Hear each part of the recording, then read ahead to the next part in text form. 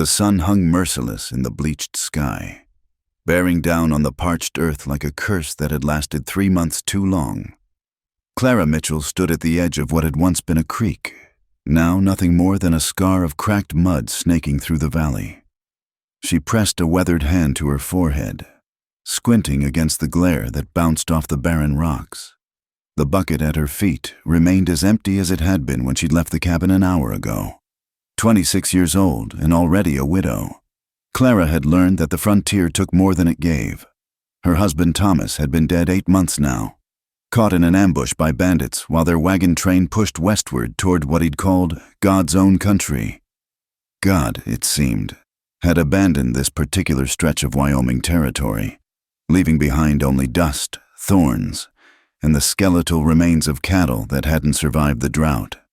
She turned back toward the homestead, a modest collection of weathered boards that Thomas had hammered together with dreams bigger than his skill. The cabin leaned slightly eastward, as if it too wanted to return to civilization.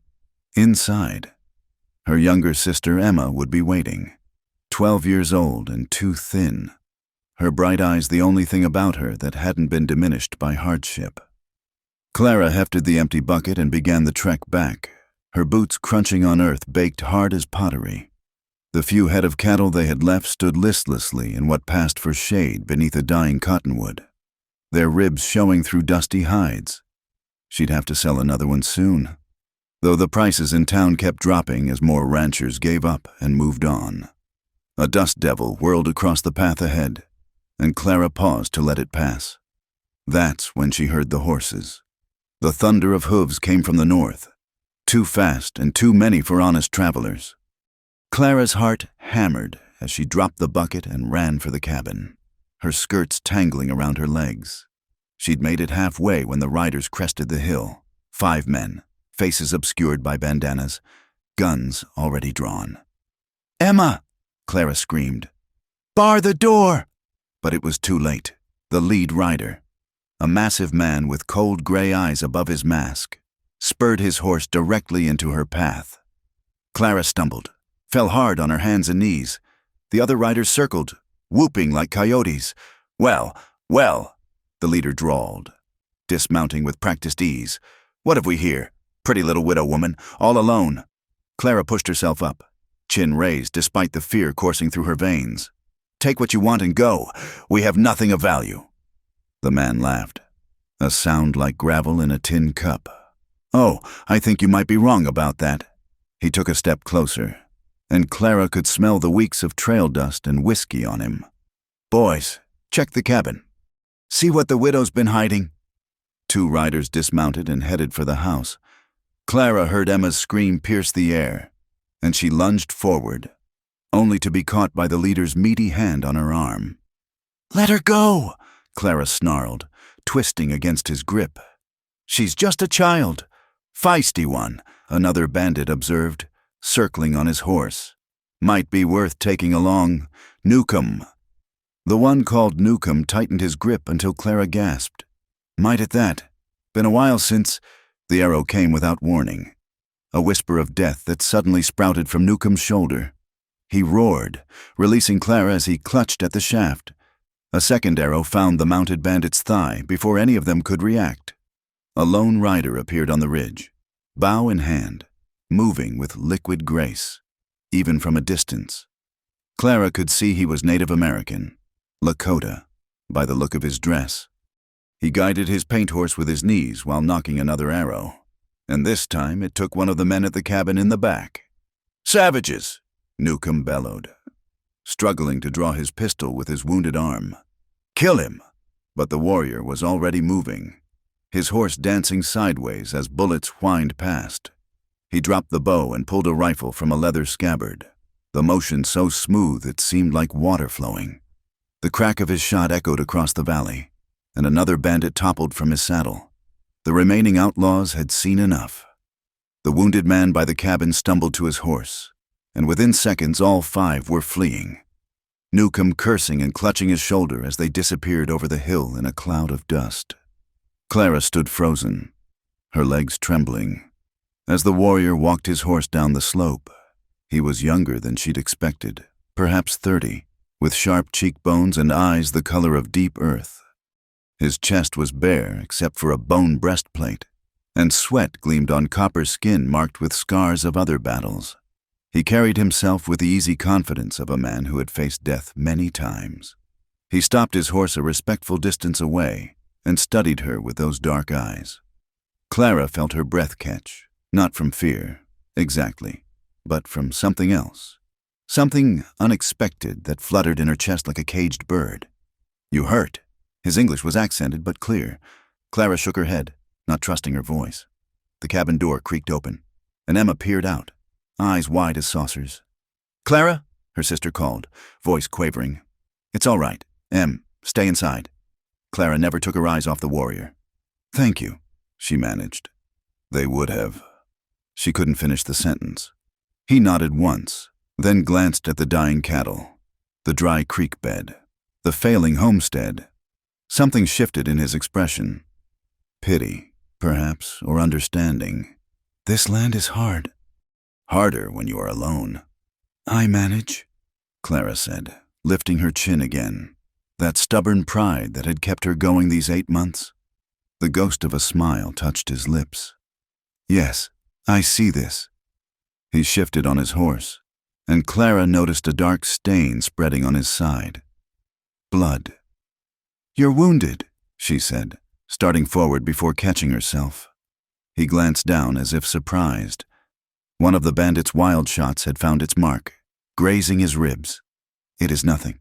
"It's not nothing. You're bleeding." Clara made a decision that would have horrified her neighbors in town. "Come to the cabin. I have medical supplies." His eyebrows rose slightly. "A white woman invites a Lakota warrior to her home. A grateful woman invites the man who saved her life." Clara corrected. "Unless you prefer to bleed to death out of stubbornness." This time his smile was real. "You speak like my grandmother, always scolding." He dismounted carefully, one hand pressed to his side. "I am called Lakota. It means friend to everyone in your language." "Clara Mitchell," she replied, surprised by how easily her name came. "And that's my sister Emma trying to hide behind the doorframe." As she led him toward the cabin, Clara was acutely aware of the impropriety. A widow woman alone with an Indian brave. She could already hear the scandalized whispers that would fly through town if anyone knew. But watching him walk beside her, tall and dignified despite his wound, she found she didn't care. The late afternoon sun painted the landscape in shades of gold and shadow.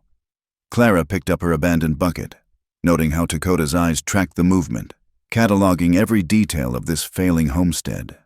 When their eyes met again, something passed between them. An acknowledgement of shared loss, perhaps, or simply the recognition of another soul trying to survive in a land that seemed determined to break them both. At the cabin door, Emma stood frozen, torn between fear and fascination. Clara put a gentle hand on her sister's shoulder. "It's all right. Em, this is Lakota. He helped us."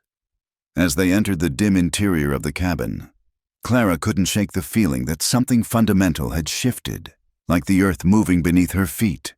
Outside, the drought continued its relentless assault on the land. But inside, tending to the wound of this mysterious warrior who had appeared like something out of legend, Clara felt the first stirring of something she'd thought had died with Thomas on that blood-soaked trail. Hope, perhaps, or something far more dangerous. The morning sun had barely crested the horizon when Clara heard the first whispers.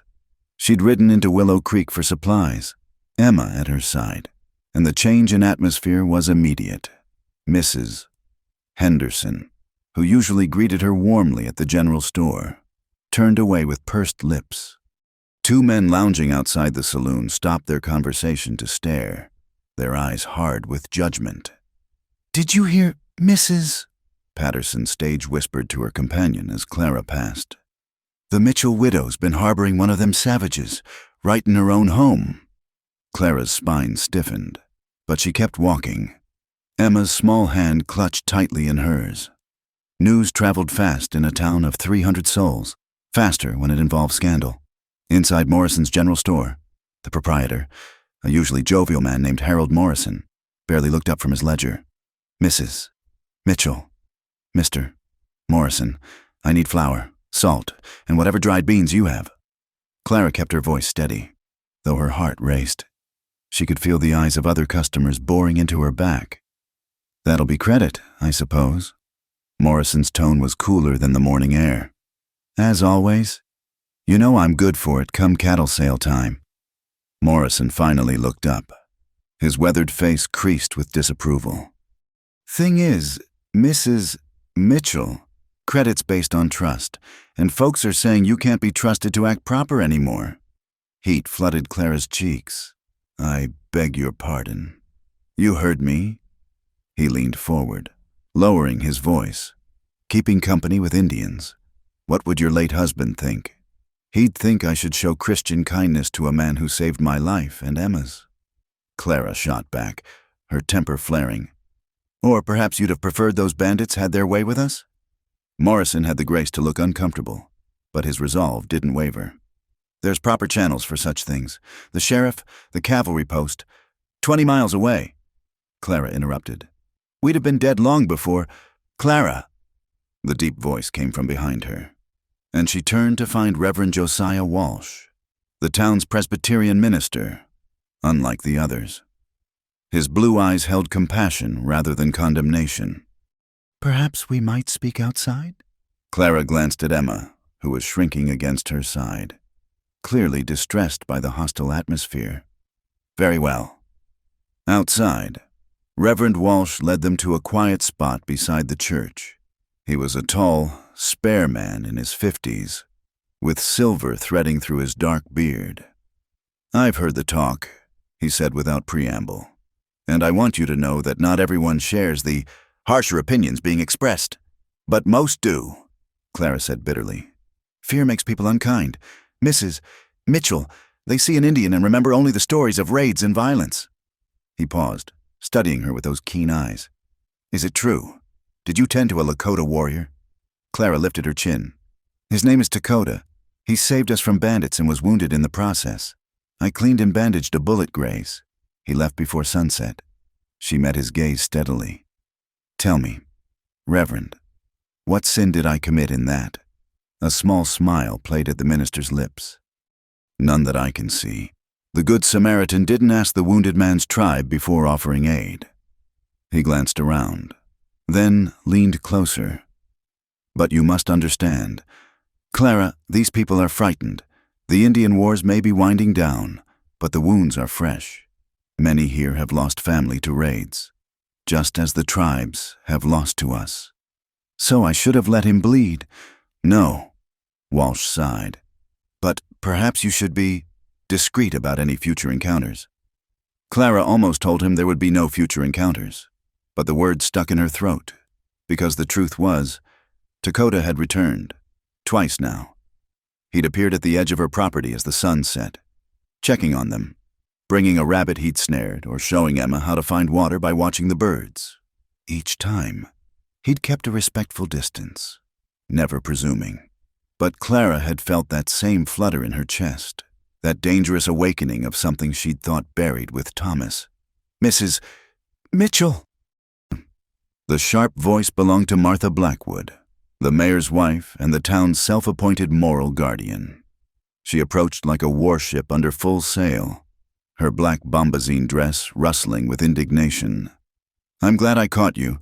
We need to discuss this situation. Reverend Walsh touched Clara's arm gently.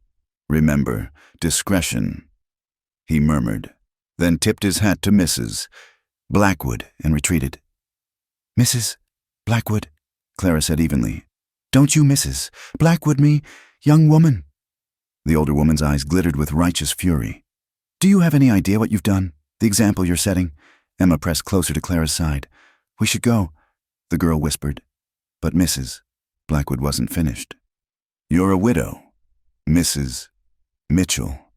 That comes with responsibilities, proprieties to maintain, and consorting with savages. He's not a savage, Clara interrupted, her voice low but fierce. He's a man who risked his life to save two strangers. He's an Indian, Mrs. Blackwood's voice rose, drawing stares from passers-by. "They're not like us, Mrs. Mitchell. They're violent, heathen." "That's enough." Clara's voice cut like a blade.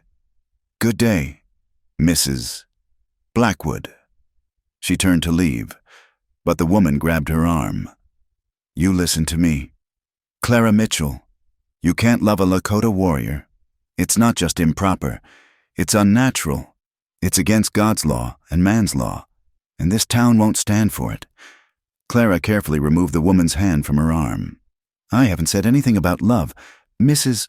Blackwood, you're the one bringing it up. Perhaps you should examine why your mind went there so quickly." She left the woman sputtering and led Emma away, head high despite the stares and whispers that followed them. At the livery stable, old Samuel, the colored man who tended the horses, helped them load what few supplies Morrison had grudgingly sold them. "Don't pay them no mind, Mrs. Mitchell," Samuel said quietly, his dark eyes kind.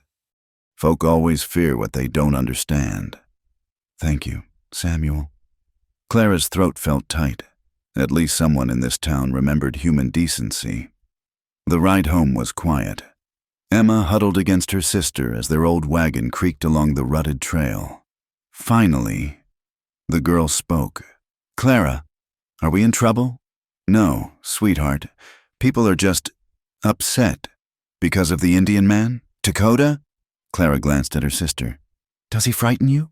Emma considered this seriously. "He's different, but he brought us that rabbit, and he showed me how the ants always build their hills facing south. That was kind." She paused. "Is it wrong that he helped us?"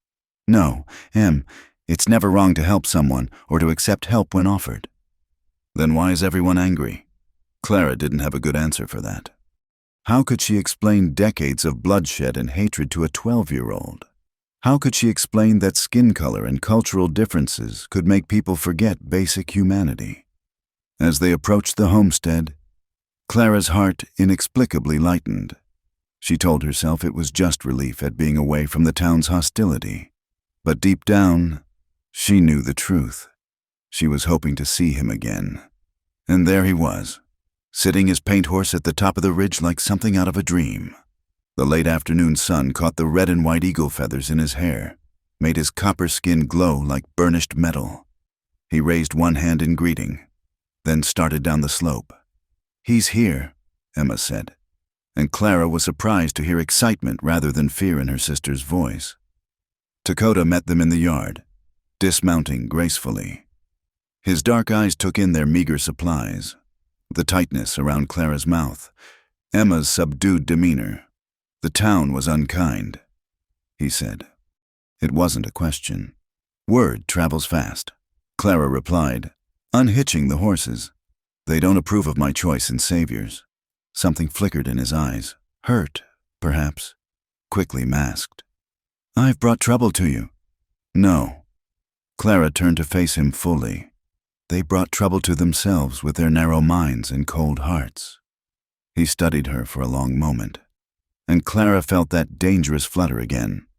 "You are unusual, Clara Mitchell, so I'm told." She managed a wry smile, though usually not as a compliment. Dakota helped her unload the wagon without being asked, his movements efficient and careful, when their hands accidentally brushed as they both reached for the same sack of flour. Clara felt a jolt of electricity run up her arm. She jerked back, face flushing, and caught his knowing look. Later, as the sun set in brilliant streaks of orange and purple, Clara found herself standing at the edge of the property with Dakota while Emma practiced the water-finding technique he'd shown her. "Your people will make things difficult for you," Dakota said quietly. "Because of me." "They're not my people," Clara replied, surprised by the vehemence in her voice. "My people, my husband, are dead. What's left in that town are strangers who'd rather see us starve than accept help from someone they fear. Fear can make people dangerous." His voice carried the weight of experience. "My people have learned this well." Clara turned to look at him, really look at him, in the dying light. She could see the pain he carried, the losses that matched her own. "Tell me," she said softly. And he did. Standing there in the gathering darkness, Lakota spoke of his village forced from their lands, of soldiers who came in the night, of children who would never grow old and elders whose wisdom was lost forever. He spoke of broken treaties and poisoned gifts, of watching his way of life crumble like sand through his fingers. Clara found herself moving closer, drawn by the raw honesty in his voice. When he finished, they stood in silence, two souls marked by loss, finding unexpected solace in shared grief. "I should not come here anymore," Lakota said finally. "It brings you hardship." "No." The word came out more forcefully than Clara intended. "Don't let them drive you away. Don't give them that power." He turned to her, and in his eyes, she saw something that made her breath catch, a warmth, a longing that matched her own. "You do not know what you ask, Clara Mitchell." "Don't I?" she whispered. The moment stretched between them, taut as a bowstring. Then Emma called out, breaking the spell, and Lakota stepped back. "I will think on it," he said formally, but his eyes remained warm. "Until tomorrow." As she watched him ride away, Clara pressed a hand to her chest, feeling her heart race beneath her palm. She remembered Mrs. Blackwood's words. "You can't love a Lakota warrior." But standing there in the prairie twilight, with the memory of his voice wrapping around her like silk, Clara feared it was already too late for such warnings. The heart, she was learning, paid no attention to the prejudices of small minds or the boundaries drawn by fearful souls. It simply recognized its match and reached for it, regardless of the consequences. The saloon in Willow Creek had seen better days. Paint peeled from its false front like diseased skin, and the bat-wing doors hung crooked on their hinges. Inside, the air hung thick with tobacco smoke and the sour smell of spilled whiskey. Judge Cornelius Blackwood held court at the corner table, his considerable bulk draped in a black suit that had seen too many meals and too few cleanings. "Order! Order!" he bellowed, though this was no courtroom. The men gathered around him, ranchers, shopkeepers, drifters, fell into a semblance of quiet. "We got ourselves a situation that needs addressing." Bill Newcomb sat to the judge's right, his left arm still in a sling from the arrow wound. His gray eyes burned with a fury that had been festering for 2 weeks. "That savage is still sniffing around the Mitchell place. Seen him myself yesterday, bold as brass." "And the widow?" This from Jack Morrison, the store owner's son, a weak-chinned boy trying to grow into his father's boots. "Still making eyes at him, near as I can tell." Newcomb spat tobacco juice into a brass spittoon. "Woman's got no shame." Judge Blackwood's meaty fist hit the table. "It's an affront to decent society. A white woman taking up with an Indian. Now hold on!" The voice came from the back of the room. Samuel Worth, who ran the livery stable, stood with his hat in his hands. Several men turned to glare at the old colored man who dared interrupt. "Mrs. Mitchell's a good woman. Her husband died serving—" "Nobody asked your opinion." "Sam." The judge cut him off. "You'd best remember your place." Samuel's jaw worked, but he said nothing more. The threat in the judge's voice was clear as a cocked pistol. "Point is," Newcomb continued, "something needs doing. That Indian attacked me and my men. After you attacked 2 defenseless women," another voice interjected. Reverend Walsh had entered unnoticed, his tall frame filling the doorway. "Or have you forgotten that part of the story, Mr. Newcomb?"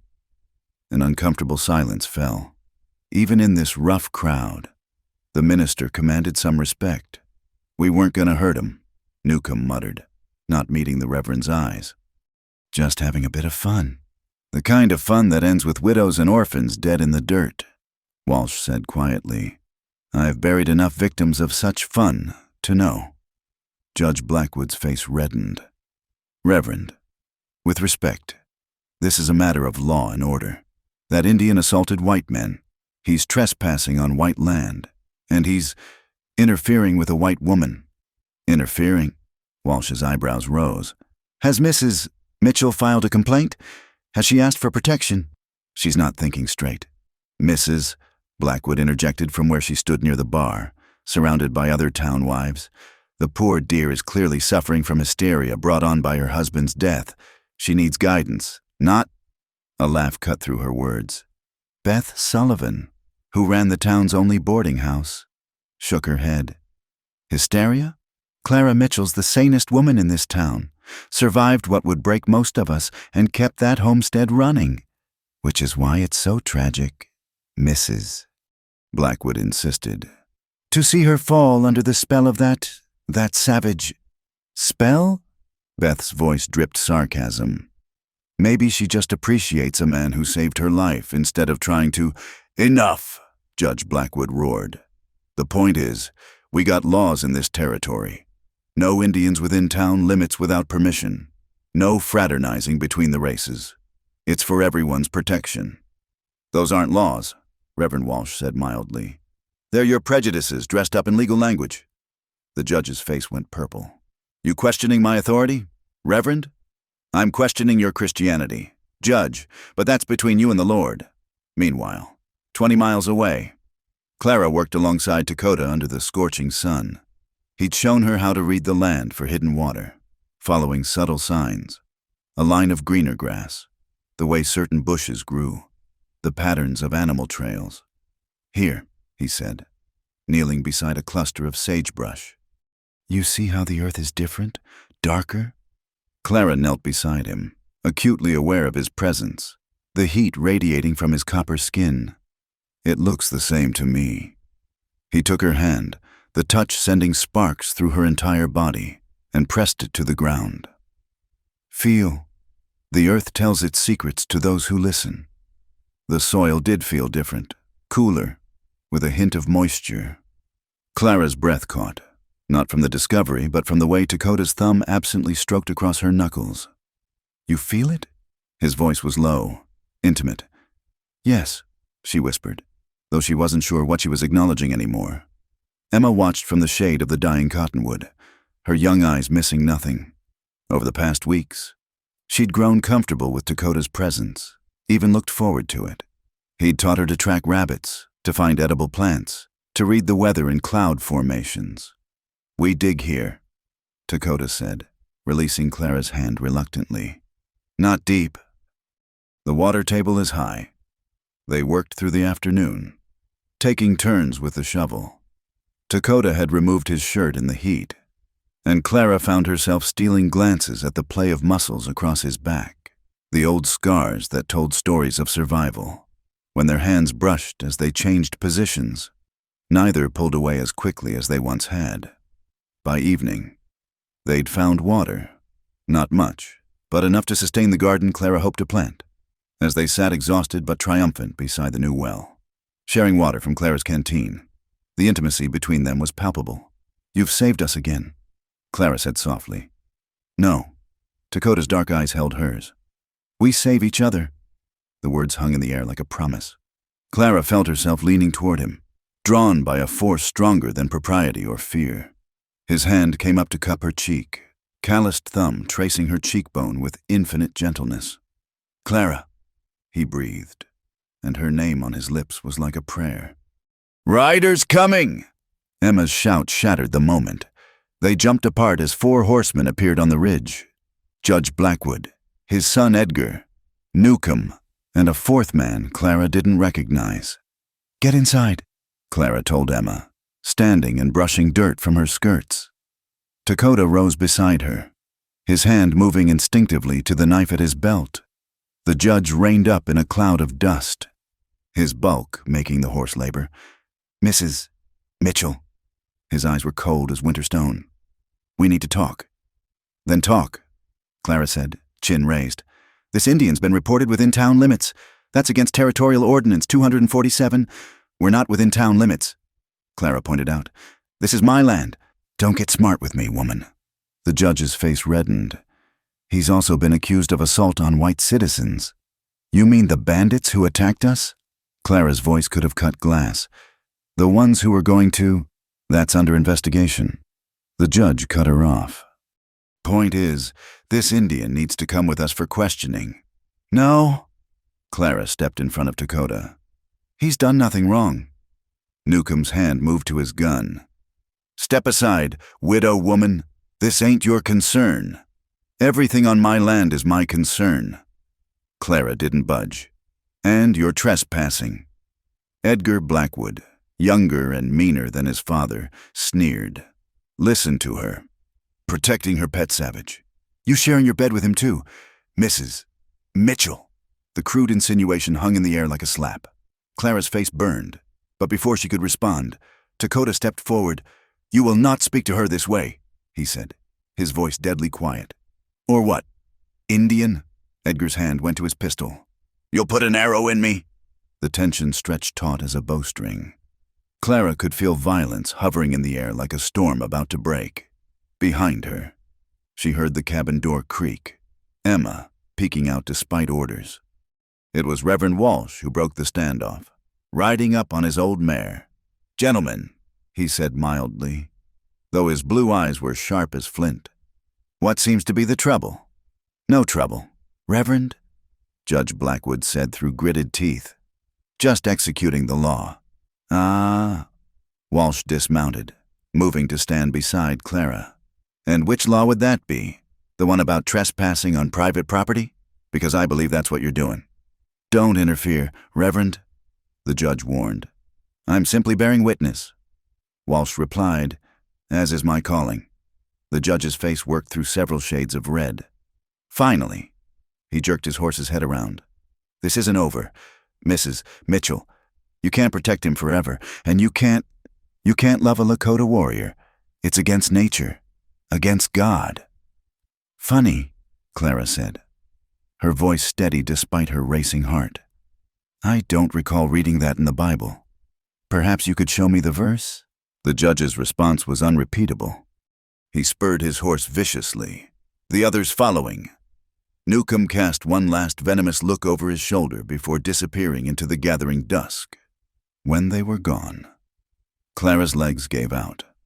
She sank to the ground, shaking. Lakota knelt beside her, his hand hovering near her shoulder, not quite touching. You should not have done that, he said quietly. They will make trouble for you now. They already were. Clara looked up at him, seeing her own turmoil reflected in his eyes. I won't let them drive you away. I won't let them win. Reverend Walsh cleared his throat. Mrs. Mitchell, a word. She rose unsteadily, following him a few steps away. The minister's face was grave. You know this can't continue. What can't continue? Accepting help? Learning to survive? You know what I mean. His voice was gentle but firm. The way you look at each other, the way he looks at you, it's dangerous. Clara's defiance flared. More dangerous than starving? More dangerous than being at the mercy of men like Newcomb? Yes, Walsh said simply, because this threatens their whole world view. The idea that races should stay separate, that Indians are lesser beings, your friendship challenges all of that, and frightened people do terrible things. Then maybe they need to be challenged. Walsh sighed. You're playing with fire, Clara, and it's not just you who'll burn. Think of Emma. Think of him. Clara glanced back at Lakota, who was showing Emma how to tie a special knot, the girl's face bright with interest. The domestic simplicity of the scene made her heart ache. I am thinking of them, she said quietly. For the first time since Thomas died, I'm thinking of the future instead of just surviving the day. Walsh studied her for a long moment. Then God help you both, he said finally, because you'll need it. As the Reverend rode away, Clara returned to Lakota and Emma. The new well gurgled softly in the evening quiet, a sound of hope in the drought-stricken land. Lakota looked up at her approach, and in his eyes she saw the same knowledge that lived in her heart. They were crossing a line that could never be uncrossed. Stay for supper, she heard herself say. He hesitated, glancing at the horizon where the judge and his men had disappeared. It's not wise. Nothing about this is wise. Clara admitted. Stay anyway.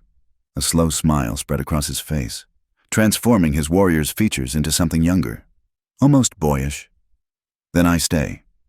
As they walked toward the cabin together, Emma chattering about the knot-tying lesson, Clara felt the earth shift beneath her feet, not from drought or disaster this time, but from the dangerous bloom of something that refused to be denied. No matter how many warnings she received, the heart, she was learning, had its own laws, and they superseded any ordinance Judge Blackwood could devise. The pounding on the door came just after dawn, violent enough to rattle the windows. Clara jolted awake, heart hammering, as Emma whimpered from her corner bed. Through the thin walls, she could hear horses snorting and men's voices, ugly with liquor and rage. "Open up, widow woman." The voice belonged to Edgar Blackwood. "We know he's in there." Clara pulled her shawl around her nightdress, mind racing. Lakota wasn't here. He never stayed the night, always maintaining that careful distance despite the growing pull between them. But she knew Edgar wouldn't believe her. "Clara." Emma's voice was small, frightened. "Stay in bed. Em, cover your head with the blanket." Clara grabbed Thomas's old rifle from above the door, checking that it was loaded. Her hands shook, but her resolve was steady. She opened the door a crack. Edgar stood on her porch, flanked by 3 men she recognized as drifters who hung around the saloon. Their faces were flushed with drink and bloodlust. "Morning, Edgar. You're trespassing." He shouldered the door wider, forcing her back. "Where is he?" "Where's who?" Edgar's backhand caught her across the cheek, sending her stumbling. The rifle clattered from her hands. "Don't play dumb. Your Indian lover. We know he's been sneaking around here at night." "He's not." Clara tasted blood where her teeth had cut her lip. "There's no one here but Emma and me." "Liar." Edgar grabbed her arm, fingers digging in hard enough to bruise. "Boys, search the place." The men ransacked the small cabin, overturning furniture, emptying drawers, tearing through their meager possessions with vicious glee. Emma's terrified sobs pierced the air as one man ripped the blanket from her bed. "Leave her alone!" Clara wrenched free from Edgar, rushing to her sister. She gathered Emma against her, glaring at the intruders. "You've seen he's not here. Now get out." "Not yet." Edgar's smile was cold. "See, even if your savage ain't here now, we know he'll come. Indians always come sniffing back around their women." "I'm not his woman," Clara said through gritted teeth. "No?" Edgar pulled a piece of paper from his pocket, one of Emma's drawings. It showed 3 figures by a well, a woman, a girl, and a tall man with long dark hair, a child's innocent depiction of what had become their strange family. "Then what's this?" Before Clara could respond, one of the men whooped from outside. "Rider comin'! It's him!" Clara's blood turned to ice. Through the window, she could see Lakota approaching on his paint horse, unaware of the trap. He carried a brace of rabbits. He'd been hunting, bringing them food as he so often did now. "Perfect." Edgar drew his pistol. "Boys, get ready." "No!" Clara lunged for him, but he shoved her back. She fell hard, Emma crying out as they hit the floor together. Lakota rode into the yard and immediately sensed danger. His hand went to his rifle, but Edgar stepped onto the porch, gun aimed. "Drop it, Indian! Nice and slow, Lakota's dark eyes found Clara through the doorway, saw her on the floor with Emma. His jaw tightened, but he carefully laid his rifle across his saddle and dismounted, hands visible. "Let them go," he said quietly. "Your quarrel is with me." "Oh, we'll let them go." Edgar's grin was feral. "After they watch what happens to savages who don't know their place." 2 men grabbed Lakota's arms while a third drove a fist into his stomach. He doubled over but didn't cry out, even as they rained blows on him. Clara struggled to her feet, but Edgar caught her, holding her back. "Watch closely, widow woman. This is what comes of forgetting you're white." They beat Lakota methodically, professionally. Still he made no sound, though blood ran from his nose and mouth. Only when one man produced a rope did he finally speak. "If you're going to kill me, do it. But don't make them watch." Edgar laughed. "Kill you? Oh no, we're not going to kill you. That'd be too easy. We're going to make sure you never forget this lesson." Clara didn't understand until she saw them force Lakota to his knees, stretching his left hand flat against a wooden block. Edgar drew his knife. "No!" The scream tore from Clara's throat. "Please, God, no! The thumb, Edgar mused, testing the blade's edge. A Lakota warrior without a thumb can't draw a bow, can't be much of a warrior at all. Dakota met Clara's horrified gaze across the yard. In his dark eyes, she saw not fear but sorrow. For her, for what she was being forced to witness. Close your eyes, he told her softly. Don't watch. But Clara couldn't look away as Edgar raised the knife. The world seemed to slow, crystallizing into this moment of unspeakable cruelty. Then, I wouldn't do that if I were you. The voice came from behind them.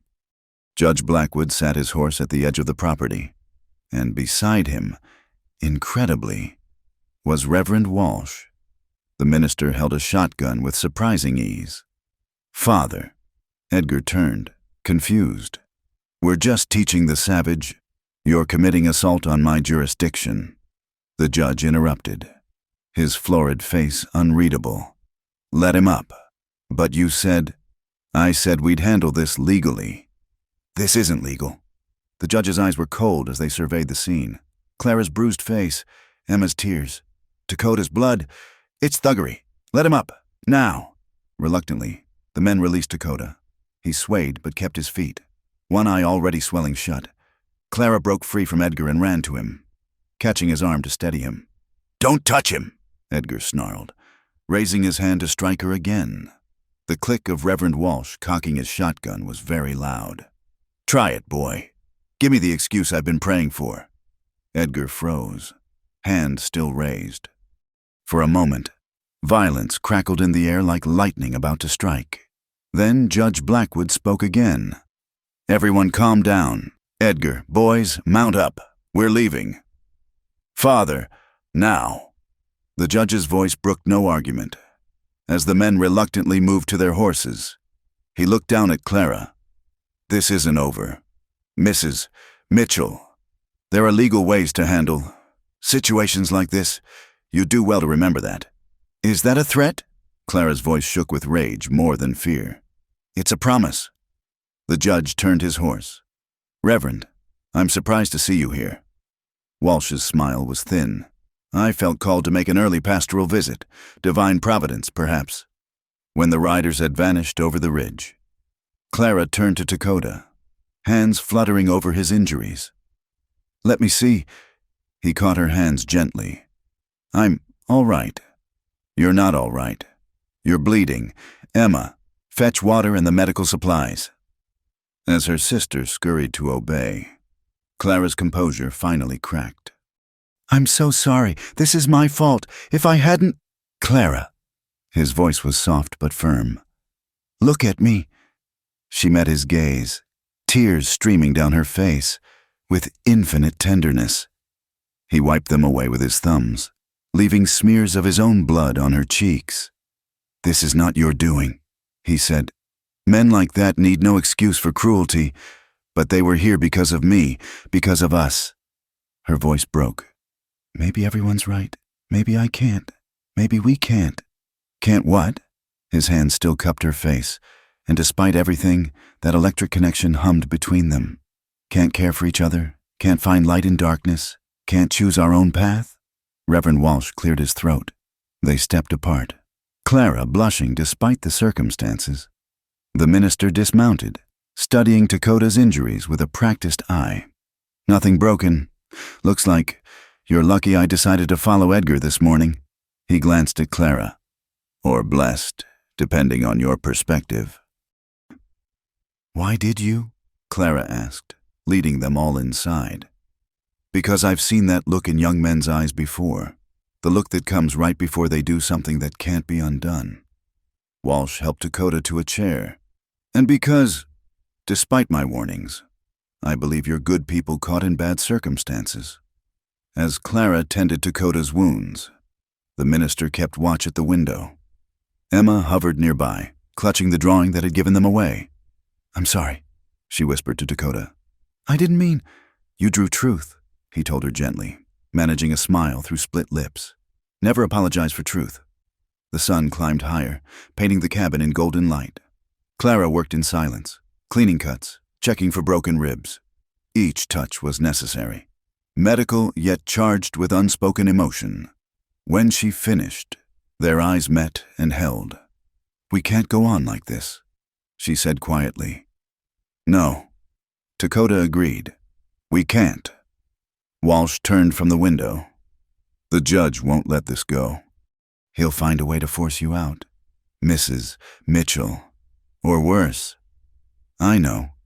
Clara's jaw set stubbornly. "But I won't be driven from my home. And I won't—" She looked at Lakota, her heart in her eyes. "I won't give up what we've found." Lakota stood slowly, testing his balance. He moved to Clara, taking her hands in his. "Then we face what comes. Together." "Together," she echoed, and the word was a vow. Outside, a hawk circled lazily in the cloudless sky.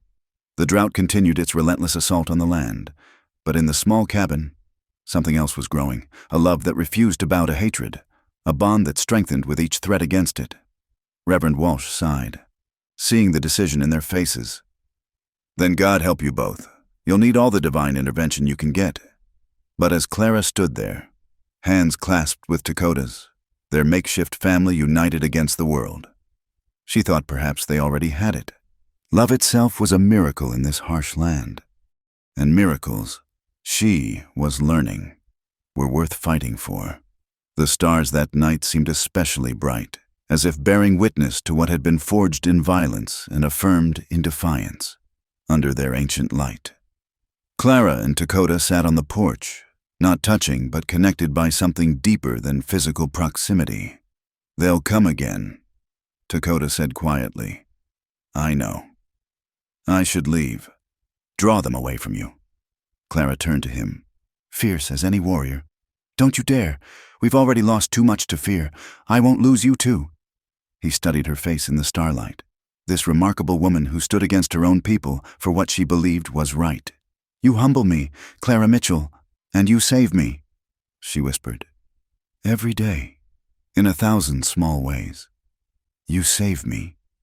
They sat in companionable silence as the night deepened around them. Two souls finding sanctuary in each other despite a world determined to tear them apart. Tomorrow would bring new challenges, new dangers. But tonight, they had this, a love that bloomed like a desert flower, beautiful and resilient against all odds. Inside, Emma slept peacefully, her drawing carefully smoothed and tucked under her pillow. A child's vision of family that transcended the artificial boundaries others tried to impose. It was a vision worth protecting, worth the price they would inevitably pay. The coyotes called in the distance, their voices carrying across the vast prairie. Clara and Lakota listened, hands finally touching in the darkness, fingers intertwined like their fates. Whatever came next, they would face it as they had learned to face everything else, together. The full moon hung low and orange over the prairie, casting long shadows across the sage and buffalo grass. Clara and Lakota rode side by side, their horses picking their way carefully through a narrow canyon. Emma dozed in front of Clara, secured by her sister's protective arms.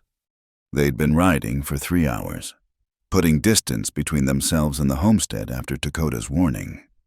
The sacred springs, Lakota had told her earlier. "My people know places hidden from white eyes. We'll be safe there for a time." The canyon opened into a small valley, and Clara gasped. Moonlight illuminated a grove of cottonwoods surrounding a natural spring, their leaves whispering secrets in the night breeze. It was an oasis in the drought-stricken land, impossibly green and alive. "It's beautiful," she breathed. "The earth provides for those who respect her," Lakota said, dismounting with the fluid grace she'd come to admire. He helped her down, his hands lingering on her waist a moment longer than necessary. They made camp near the spring, and Clara marveled at how different the world looked here. The water ran clear and cold, and night birds called from the trees. For the first time in months, she felt she could breathe freely. "Tell me about your people," she said as they sat by their small fire. Emma sleeping peacefully on a bed of soft grass and blankets.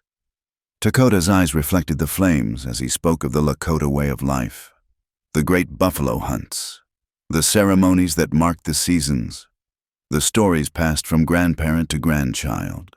His voice carried the rhythm of oral tradition, painting pictures of a world Clara had never imagined. "We believe all things are connected," he said, drawing patterns in the dirt. "The earth, sky, water, all living beings.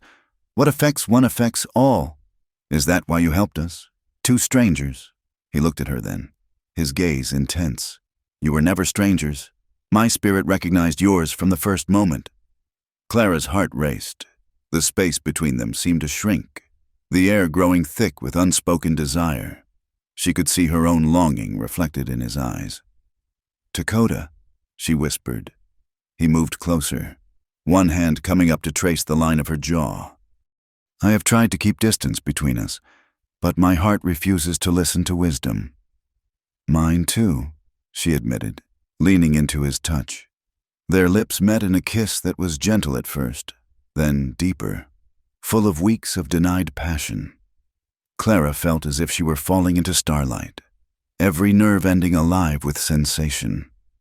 When they finally parted, both were breathing hard. "I love you," she said, the words escaping before she could stop them. "God help me, I love you, and I love you, Clara Mitchell." His voice was rough with emotion. "More than my life." They held each other as the fire burned low, sharing kisses and whispered endearments.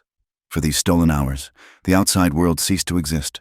There was only this, two hearts beating as one under the vast prairie sky. But paradise was fleeting.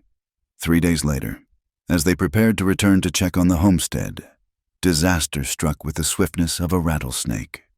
Clara had gone to fill water jugs at the spring, leaving Lakota to tend the horses.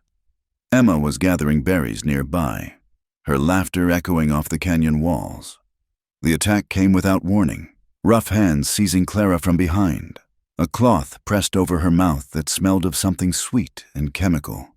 She fought wildly, managing one scream before the chloroform took effect. As darkness claimed her, she heard Lakota's war cry and Emma's terrified shriek, then nothing. Clara awoke to the smell of whiskey, smoke, and unwashed bodies.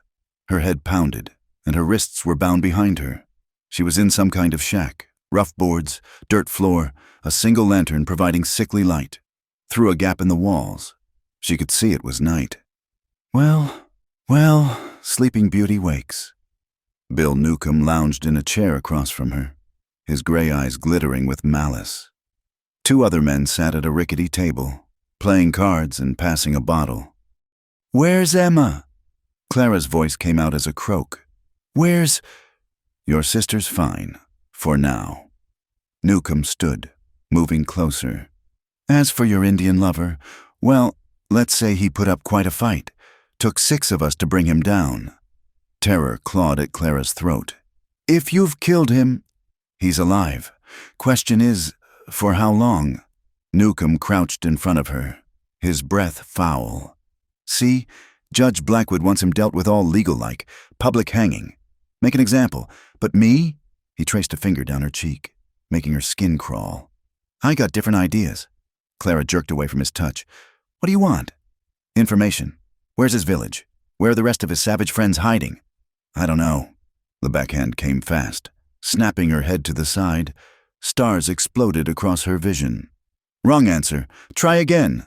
"I don't know." Clara tasted blood. "He never told me." Newcomb grabbed her chin, forcing her to meet his gaze. "Then you better convince him to tell you." "Because every hour you don't give me what I want, bad things are gonna happen. To him, to your sister, to you." He stood, gesturing to his men. "Bring the girl." "No." Clara struggled against her bonds. "She's just a child." Emma was dragged in, tear-stained but defiant. They shoved her into a corner, and Clara's heart broke at the fear in her sister's eyes. "Emma, it's all right." Clara lied. "Everything's going to be fine." Touching. Newcomb pulled out a knife, testing its edge. "Now, let's discuss how you're going to help us." The night became a blur of threats and intimidation. Newcomb never actually hurt Emma, but the implied threat hung heavy in the fetid air. He described in graphic detail what would happen if Clara didn't cooperate, each word designed to break her spirit. But Clara had learned strength from the prairie itself. She gave them nothing, enduring their anger with a stubbornness that surprised even her. As dawn light filtered through the cracks, Newcomb's patience ran out. "Fine, we do this the hard way." He turned to his men. "Bring the Indian. Let her watch what happens to savages who forget their place." They dragged Lakota in, and Clara bit back a sob. His face was swollen beyond recognition, his body marked with the evidence of brutal treatment, but his eyes, when they found hers, still burned with unbroken spirit. "Clara," he managed through split lips, "you're safe." Touching reunion. Newcomb drew his pistol. "Now, Indian, where's your village?" Lakota remained silent. Newcomb pressed the gun barrel against Lakota's temple. "I'll count to 3. 1. Don't tell them anything," Lakota said quietly in Lakota, knowing they wouldn't understand. "Be strong, my heart." 2. Clara's mind raced. She couldn't let them kill him, but she couldn't betray innocent people either. Emma whimpered in the corner, and suddenly Clara knew what she had to do. "Wait!" she cried. I'll tell you everything." Newcomb lowered the gun slightly. "I'm listening." Clara met Dakota's eyes, praying he would understand. "The village is hidden in the Black Hills, near Bear Butte, in a valley with 3 peaks, where the water runs red with iron." It was a lie, of course, a complete fabrication based on stories Lakota had told her, but she sold it with desperation in her voice, adding details that sounded plausible enough to be true. Newcomb studied her, suspicious. "You're lying." "Test me," Clara challenged. "Send scouts. But if I'm telling the truth and you harm any of us, you'll never find them. They'll vanish like smoke, and the army will blame you for losing their trail." The outlaw considered this. Finally, he holstered his gun. "We'll see. Boys, lock 'em all up. We ride at first light to check her story." They were thrown into a small storage room, hands still bound. As soon as the door closed, Lakota spoke urgently in Lakota. "What did you tell them?" "Lies," Clara whispered back. "A false trail. It might buy us time." Despite everything, Lakota almost smiled. "Clever woman. My grandmother would have liked you." They huddled together in the darkness, Emma between them. Outside, they could hear the outlaws preparing for their wild goose chase. Clara pressed close to Lakota, drawing strength from his presence despite their dire circumstances. "I'm sorry," she whispered. "This is all my fault." "No." His voice was firm. "This is the fault of men who choose hatred over understanding. We bear no blame for loving each other. If we don't survive this, we will." He turned his head, pressing a kiss to her temple. "I have not found you only to lose you now." Emma stirred between them. "Are we going to die?" "No, sweetheart," Clara said firmly. "We're going to get out of here, all of us." She didn't know how yet, but she knew it with the same certainty that she knew the sun would rise. Love had brought them this far. It would see them through. As the outlaws rode out, leaving only 2 guards, Clara began working at her bonds. The rough rope cut into her wrists, but she persisted. Beside her, Lakota did the same, their movements careful and quiet. "When I was young," Lakota murmured, "my grandfather taught me that the darkest night produces the brightest stars. We must be like those stars now, shining despite the darkness." Clara felt tears sting her eyes, but they weren't from despair. They were from love, from gratitude for this man who could find beauty even in their worst moment. Whatever happened next, she knew she had chosen right in loving him. The ropes were loosening. Soon, they would make their move. And when they did, Clara vowed, they would face their fate the way they had learned to face everything. Together. The news of their escape spread through Willow Creek like wildfire. Clara, Lakota, and Emma had managed to overpower their guards and flee into the night, but their freedom came at a price.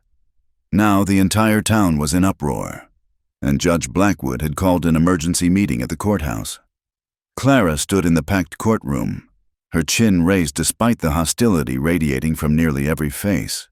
Beside her, Dakota bore the marks of his captivity with stoic dignity. Emma sat with Reverend Walsh and his wife, the only friendly faces in the crowd. "This woman," Judge Blackwood thundered from his bench, "has betrayed her race, her deceased husband's memory, and every principle of Christian society." Shouts of agreement rose from the assembled townspeople. Clara felt Dakota tense beside her, but she placed a steadying hand on his arm. "Furthermore," the judge continued, "she aided and abetted a known savage in escaping lawful custody." "Lawful?" Clara's voice cut through the noise. "Being kidnapped and tortured by outlaws is lawful? You were being questioned about criminal activities. I was being held against my will by men who threatened my sister." Clara stepped forward, her voice gaining strength. "Where was the law then? Where were you, Judge Blackwood, when your son led thugs to assault us?" The crowd murmured uneasily. Not everyone had heard the full story of what had happened at Newcomb's shack. "Lies!" Edgar Blackwood shouted from the gallery. "She's trying to twist things." But Reverend Walsh stood, his presence commanding attention. "I can attest to the violence done at the Mitchell homestead. I witnessed it myself." "You're biased, Reverend," someone called out. "Always taking the Indian lover's side." Mrs.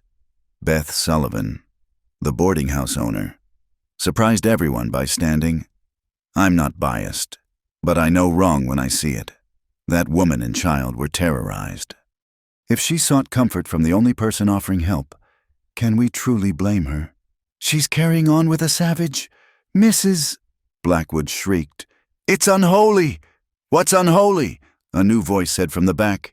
"It's turning our backs on our neighbors in their time of need."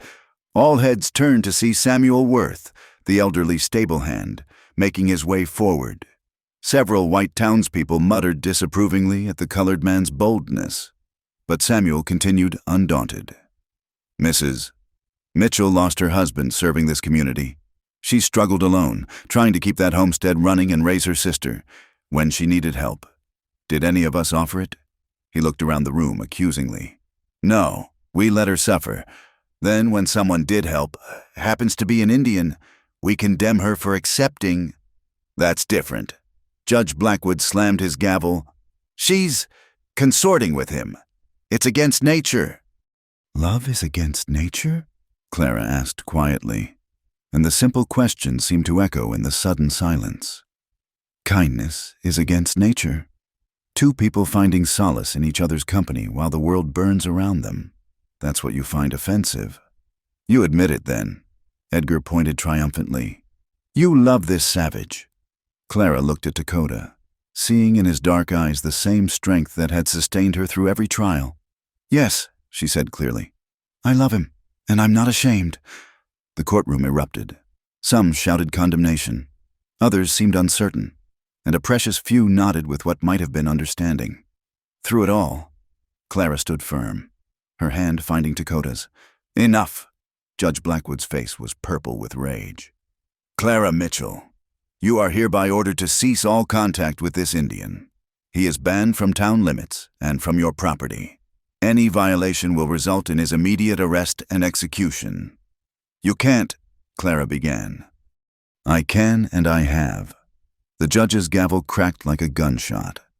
"Furthermore, given your demonstrated inability to maintain proper moral standards, I'm placing Emma in the custody of a more suitable guardian." "No!" Clara surged forward, but hands held her back. "You can't take her. She's all I have left." "Correction," the judge said coldly. "She was all you had. You chose a savage over your own sister." Emma broke free from Mrs. Walsh and ran to Clara, sobbing, "I won't go. You can't make me." "The child clearly needs guidance." "Mrs. Blackwood announced, "I'll take her in, teach her proper Christian values." The thought of Emma in that cold woman's care sent terror through Clara's heart. "Please," she begged, "don't do this. Punish me if you must, but don't take Emma. The decision is made." The judge stood. "Deputy Morrison, enforce the order." Young Jack Morrison looked uncomfortable but moved forward. "Come on, Emma, don't make this harder." Dakota spoke for the first time, his voice carrying quiet authority.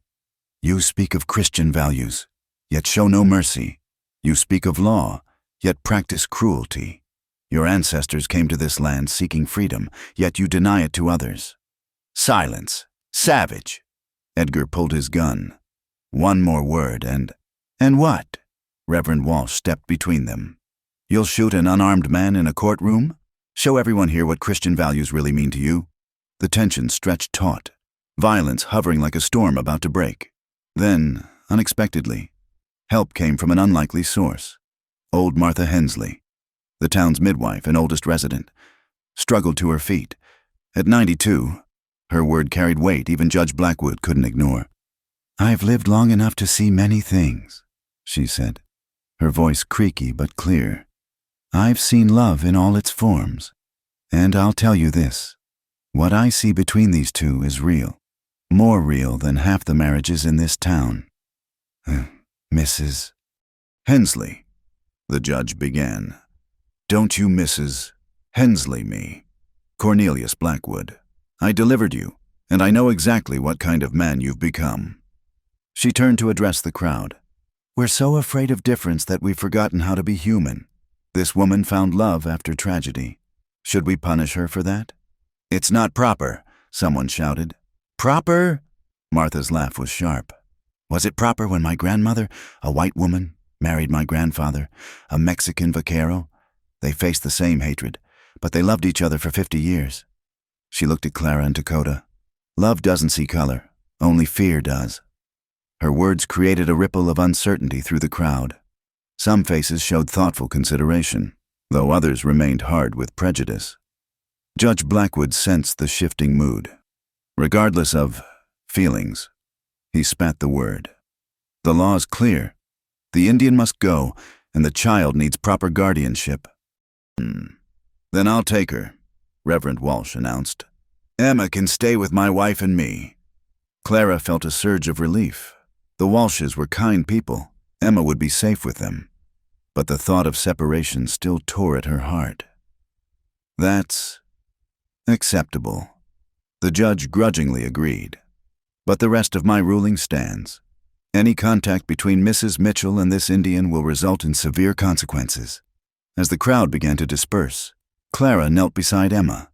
Listen to me, she whispered urgently. This isn't forever. I'll find a way to fix this. I don't want to leave you, Emma sobbed. I know, sweetheart, but the Walshes will take good care of you, and I'll see you whenever I can. Deputy Morrison cleared his throat. We need to go. Mrs. Mitchell.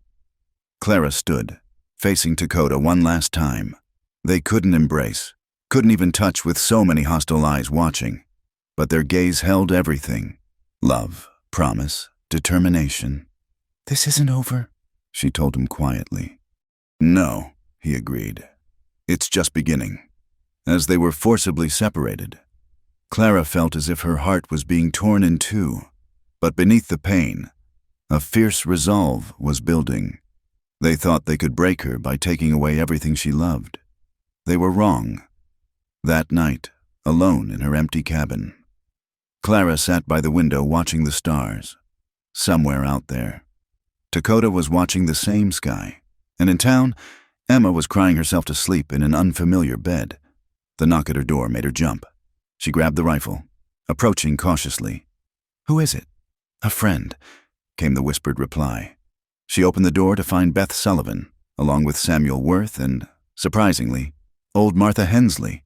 What are you doing here? Starting a revolution, Martha said with a grin that belonged on a much younger face. You're not the only one tired of living under Blackwood's tyranny. They gathered around Clara's table, speaking in hushed tones. Others felt as they did. Beth reported, people tired of the judge's harsh rule, his arbitrary laws, his cruel nature. The incident with Clara and Dakota had become a catalyst. There's talk of bringing in a federal marshal, Samuel added, investigating the judge's connections to outlaws like Newcomb. Hope flickered in Clara's chest. And Dakota? Emma? Patience, Martha counseled. Change takes time, but seeds have been planted. Your courage today watered them. After they left, Clara felt less alone. She'd lost so much, but perhaps in losing, She'd also found something, a community of unexpected allies, people willing to stand against injustice. The wind picked up outside, rattling the windows. A storm was coming, both literally and figuratively. Clara pressed her hand to the glass, sending her thoughts across the prairie to the two people she loved most. "Hold on," she whispered to the night. "Just hold on a little longer." The first drops of rain began to fall, not enough to break the drought, but enough to suggest that change was possible. Even the desert, given time and the right conditions, could bloom again. And Clara Mitchell, widow turned warrior, intended to make sure it did. The gallows stood in the center of Willow Creek's main street like a grotesque monument to hatred. Clara's blood ran cold as she watched from the crowd, her face hidden beneath a dark shawl. 3 days had passed since the trial. 3 days of desperate planning that had led to this moment of horror. They'd captured Lakota at dawn, just outside the territorial boundary. Someone, Clara suspected Edgar Blackwood, had laid a trap, spreading rumors of where he might be found. Now Judge Blackwood had his trophy, a Lakota warrior to hang as an example to anyone who dared challenge the social order. "Let this be a lesson," the judge proclaimed from his platform beside the gallows. "This savage attacked white citizens, corrupted a decent widow, and threatened our way of life. The penalty for such crimes is death." The crowd was smaller than usual for a hanging. Many townspeople had found reasons to be elsewhere, their absence speaking louder than words. But enough remained, the hateful, the curious, and hidden among them, those who'd come to help. Clara's eyes found her allies scattered through the crowd. Beth Sullivan stood near the general store, her face carefully neutral. Samuel Worth lounged against a post, seemingly half asleep. Martha Hensley sat in her buggy, her ancient hand steady on her walking stick. Reverend Walsh was on the platform, there to offer last rites, his jaw tight with suppressed anger. And somewhere in the crowd, Emma waited with Mrs. Walsh, though Clara had begged them to keep the child away. Lakota stood on the gallows with quiet dignity, his hands bound behind him. His face showed the marks of rough treatment, but his spirit remained unbroken. His dark eyes swept the crowd, searching, and when they found Clara's, a smile touched his lips. That smile nearly undid her. She wanted to scream, to rush the platform, to tear down the whole rotten structure with her bare hands. But she forced herself to remain still. Everything depended on timing. "Any last words, Savage?" Judge Blackwood asked with cruel satisfaction. Lakota lifted his chin. "I speak to those with ears to hear. Love is not a crime, kindness is not weakness, and truth will outlive the lies you tell today." "Enough." The judge nodded to the executioner. "Proceed." The hooded man moved to place the noose around Lakota's neck. Clara's hand moved to the pistol hidden in her skirts. Around her, she sensed her allies tensing, ready to act. Then young Jack Morrison, the deputy who'd been so reluctant at the trial, suddenly climbed onto the platform. "Wait!" Judge Blackwood turned, furious. "What is the meaning of this?" "I can't let this happen." Jack's voice shook, but he stood firm. "This ain't justice. It's murder. Stand down, deputy." "No, sir." Jack drew his gun, not aiming at anyone but holding it ready. "I swore an oath to uphold the law, the real law, not your twisted version of it." The crowd stirred uneasily. Edgar Blackwood started toward the platform, but Samuel Worth stepped into his path. "I'd stay put if I were you, boy." "You dare," Edgar began, then stopped as he noticed several other townspeople moving to block potential troublemakers. Judge Blackwood's face went purple. "This is treason! Rebellion!" "No!" a clear voice rang out. Clara threw off her shawl, revealing herself. "This is justice delayed."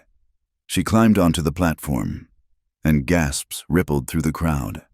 Behind her, Beth Sullivan and several other women formed a protective line. "You were banned from town," the judge sputtered. "I'm here to claim what's mine." Clara moved to Lakota, reaching for the noose. The executioner, clearly confused about where his loyalties should lie, didn't stop her. "Don't," Lakota said quietly. "They'll destroy you too. Then we'll be destroyed together. She pulled the rope from his neck, her hands steady despite her racing heart. Stop her, Judge Blackwood roared. But no one moved. Even his usual supporters seemed frozen by the unfolding drama. Reverend Walsh stepped forward. Perhaps we should hear what Mrs. Mitchell has to say. She has nothing to say. She's a race traitor, a woman who lost everything and found love again. Martha Hensley interrupted, her voice carrying despite her age. Something you'd understand. Cornelius, if you had a heart instead of a stone in your chest. Clara turned to face the crowd, one hand on Dakota's bound arms. You want to hang him for helping me survive, for teaching us to find water in drought, for protecting us from men who would have done unspeakable things. Her voice grew stronger. If kindness is a crime, then build more gallows. You'll need them for everyone here who's ever shown mercy to a neighbor. Pretty words won't save him. Edgar snarled. Pushing past Samuel, several men moved with him, hands on their guns.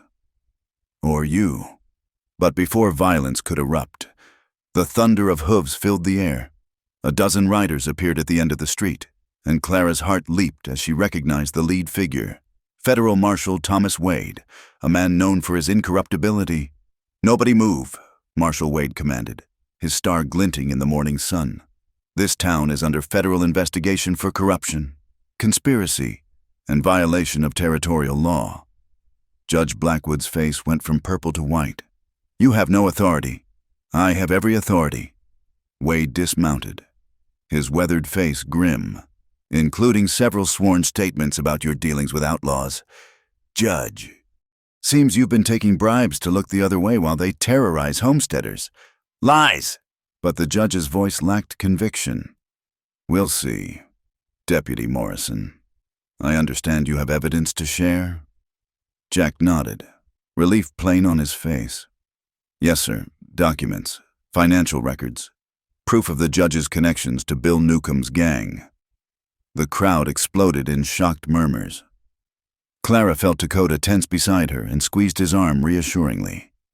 Wade climbed onto the platform. Judge Blackwood, you're under arrest. Edgar Blackwood. You too. Anyone else involved better speak up now. The federal court's more lenient with those who cooperate.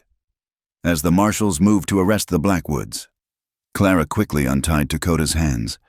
He rubbed his wrists, then caught her face between his palms. You impossible, brave, foolish woman, he murmured. You risked everything. No, she corrected. I risked nothing. Without you, I have nothing. Around them, the crowd was transforming. Some slipped away, guilty consciences driving them to flee. Others pressed forward, voices raised in support. The tide had turned. Emma broke free from Mrs. Walsh and ran to them, throwing her arms around both Clara and Dakota. I knew you'd come. I knew you wouldn't let them hurt him. Of course not, sweetheart. Clara held her sister close, tears streaming down her face. Family protects family. Marshal Wade approached them. Mrs. Mitchell, Mr. He looked at Dakota questioningly. Dakota Crow Feather. Dakota supplied with quiet pride. Mr. Crow Feather, I'll need statements from both of you about your treatment by the Blackwoods and Newcomb's gang. He paused, studying them. I should also mention that federal law doesn't prohibit marriage between races, whatever local prejudices might say. Clara felt her heart skip. She looked at Dakota, seeing the same wonder in his eyes. However, Wade continued, I'd suggest you consider relocating. Not everyone here will accept the changes coming. We can go west, Beth Sullivan suggested, joining them on the platform. California, Oregon, places where people are too busy building new lives to waste time on old hatreds. Or north, Samuel Worth added. Canada's got room for folks looking to start fresh. Clara looked around at these people who'd risked themselves for justice. Then she looked at Dakota, the man who'd brought light back into her world, and Emma, the sister she'd fight any battle to protect. What do you think? She asked Dakota. Where should we go? He smiled, that rare, beautiful smile that transformed his warrior's features. Wherever the wind takes us, as long as we go together. as the sun climbed higher, burning off the morning mist. Clara felt something shift in the air. The drought hadn't broken yet, but clouds gathered on the horizon, promising rain. Change was coming to Willow Creek. Slow and painful, but inevitable. Later, as statements were given and arrests made, as the gallows came down piece by piece, Clara stood with her chosen family. Martha Hensley pressed a small bag into her hands. Traveling money, collected from those who supported them. Reverend Walsh offered to perform a marriage ceremony. Federal law be damned. Beth Sullivan promised to help them sell the homestead and arrange their journey. Why? Clara asked. Overwhelmed by the generosity? Why risk so much for us? Martha smiled, her ancient face creasing into 1,000 wrinkles. Because love, real love, is so rare in this hard world. When we see it, we should protect it, not destroy it. As the day wore on, the transformation continued. Some hearts remained hard, but others opened like flowers after rain. The judge's tyranny had ended, and while prejudice wouldn't die overnight, its stranglehold had been broken. That evening, in the small chapel with only their closest allies present, Clara and Lakota spoke their vows. It wasn't the wedding either had imagined in their youth, but it was perfect in its simplicity and courage. You can't love a Lakota warrior, they'd warned her. But standing there, hands clasped with Dakota's as Reverend Walsh pronounced them husband and wife, Clara knew the truth. She couldn't not love him. He was part of her now, as essential as breath, as permanent as the stars that would soon appear in the prairie sky. Outside, the first drops of rain began to fall. The mountain valley stretched before them like a promise fulfilled. 6 months had passed since they'd left Willow Creek behind. 6 months of traveling through territories both beautiful and harsh, until they'd found this place. A small valley nestled in the Colorado mountains, where a clear stream ran year-round and wildflowers painted the meadows in brilliant colors. Clara stood in the doorway of their new cabin, watching the sunrise paint the peaks in shades of gold and rose. Behind her, she could hear Lakota stirring the fire to life and Emma humming as she set out plates for breakfast. It was such a simple domestic scene, yet it filled her heart to overflowing. "You're thinking again," Lakota said, coming to stand behind her. His arms encircled her waist, pulling her back against his chest. "Good thoughts," she assured him, leaning into his warmth. "I was remembering that first morning, when you came to our door wounded and proud. I never imagined that you would marry a savage," he teased gently, using the word that had once been hurled at him like a weapon, but now held no power between them. "That I would find home again," she corrected, turning in his arms.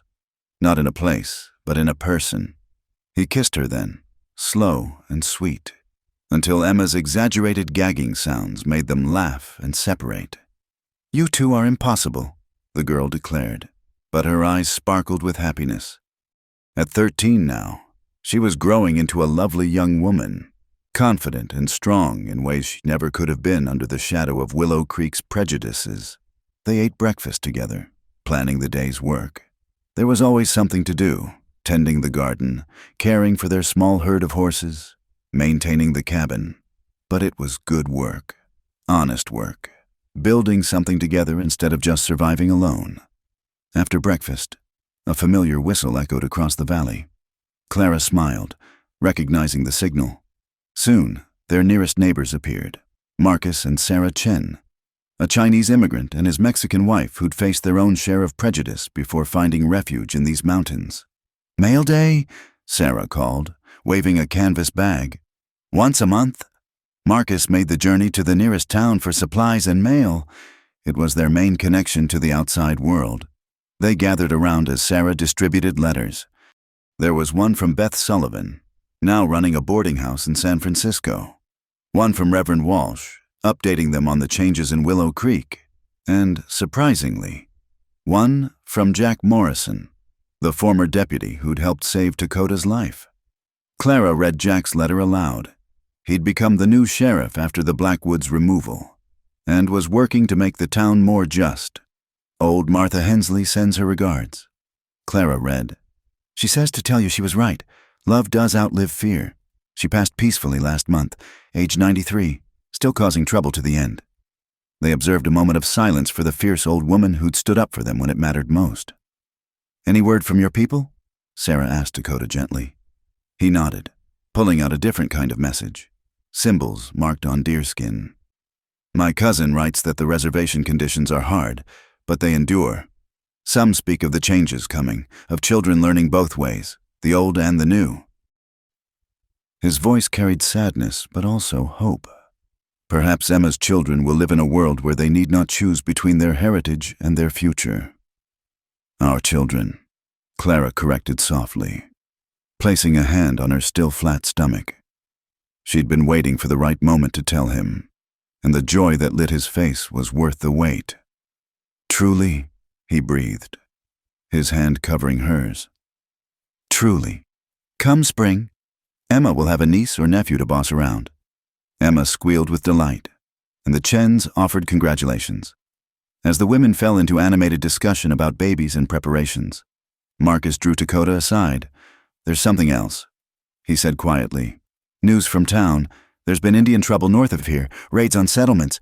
People are getting stirred up again." Dakota's expression hardened. "Not all violence comes from Indians. I know that, you know that, but scared people don't think clearly." Marcus glanced at the celebrating women. "Just be careful." "Both of you. The world hasn't changed as much as we'd like." Later, after the Chens had gone, Clara found Dakota standing by the stream, his expression troubled. She slipped her hand into his. "We knew it wouldn't be easy," she said. "We knew there would always be those who hate what we represent. I would not have you face danger again, you or Emma, or—" His hand moved to her stomach protectively. "And I would not live in fear," Clara replied firmly. "We've built something beautiful here, Dakota, something worth defending." He turned to her, his dark eyes intense. "Sometimes I wonder if I was selfish, binding you to a life of always looking over your shoulder. You bound me to nothing. I chose this. I choose you. Every day. I choose you." She reached up to touch his face. "Besides, I was already looking over my shoulder. At least now I have someone watching my back." That night, they sat on the porch of their cabin, Emma reading by lamplight while Clara and Dakota watched the stars emerge. The same stars that had witnessed their first meeting, their growing love, their desperate flight from hatred. "Tell me a story," Clara said, settling against Dakota's shoulder. "One of your grandfather's stories." He was quiet for a moment, then began to speak in that rhythmic cadence that turned words into music. He told of the Star People, who fell to earth and became human to learn about love. He told of sacrifice and redemption, of bridges built between worlds, as his voice wove through the darkness. Clara thought about their own story. It wasn't the tale she'd imagined for herself when she'd married Thomas and headed west with dreams of prosperity. But it was richer and truer than anything she could have planned. They'd lost much: security, community acceptance, the easier path, but they'd gained so much more. Love that had been tested by fire and emerged stronger. A family forged by choice rather than blood. A home built on understanding rather than conquest. You can't love a Lakota warrior. They'd told her, but she had. She did. She always would. As if sensing her thoughts, Dakota pressed a kiss to her temple. "What are you thinking? My heart?" "That I'm grateful," she said simply, "for the drought that forced me to find water, for the danger that brought you to my door, for every hard moment that led us here. Even for the prejudice, the hatred?" Clara considered this. "Even that, because it showed me who I really was, what really mattered." She turned to look at him in the starlight. "I spent so long just surviving. You taught me how to live." Emma yawned and closed her book. "I'm going to bed. Try not to be too romantic out here. You'll scare the coyotes." They laughed as she went inside, leaving them alone with the night. The valley spread around them, peaceful and wild, a place where they could build the life they'd fought for. In a few years, there would be other cabins here, other families seeking refuge from a world slow to change. They would build a school where children of all backgrounds could learn together. They would create a community based on respect rather than fear. But that was the future. Tonight, there was just this, two people who'd found each other against all odds, sitting under an infinite sky. Proof that love could indeed conquer hatred. "I should check the horses," Lakota said eventually. "In a moment," Clara replied, not ready to break the spell. "Just stay with me a little longer." He tightened his arms around her. "Always," he promised. "Always." In the distance, a wolf howled. Not a threat, but a greeting. One wild heart calling to another. Clara smiled, remembering how that sound had once frightened her. Now it seemed like a benediction, nature itself blessing what they'd built. The stars wheeled overhead, ancient and eternal, bearing witness to another chapter in the endless story of love triumphant. And in a small cabin in a hidden valley, two souls who'd been warned they couldn't love each other proved once again that the heart follows its own law. Their love had been tested by drought and storm, by hatred and violence, by all the forces that sought to tear them apart, but like the mountains that sheltered them now, it had endured. More than endured. It had flourished, growing stronger with each challenge, deeper with each victory. As Clara finally rose to go inside, she paused for one last look at the star-filled sky. Somewhere out there, other hearts were fighting similar battles, struggling to love freely in a world that insisted on boundaries. "Be strong," she whispered to them across the miles and years. "Be brave. Love is worth it." Then she followed her husband inside, to the warmth and light of the home they'd built together, carrying within her the promise of new life and continued hope. The door closed softly on a scene of perfect peace, a small cabin in a vast wilderness. Proof that even in the harshest land, with enough courage and faith, love could bloom like wildflowers after rain. Thank you for listening to this tale from the Wild West. If you enjoyed Clara and Lakota's story, please let us know where you're listening from. We'd love to hear from listeners around the world.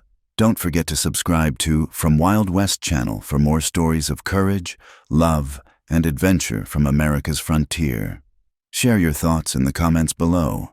What did you think of Clara and Lakota's journey? Your feedback helps us bring you more of the stories you love. Until next time, partners.